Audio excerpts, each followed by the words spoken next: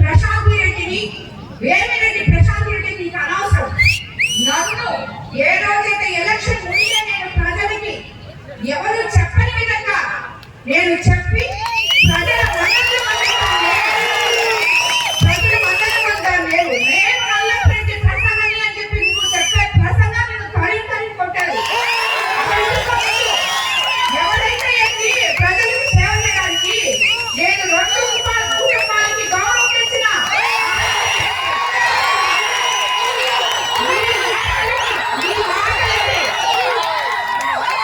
మీ మాటలకి ఎంత పోతాం అనుకుంటున్నారేమో మీరు.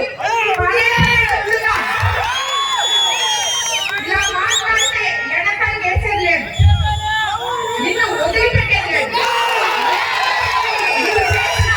అవినీతి అంతా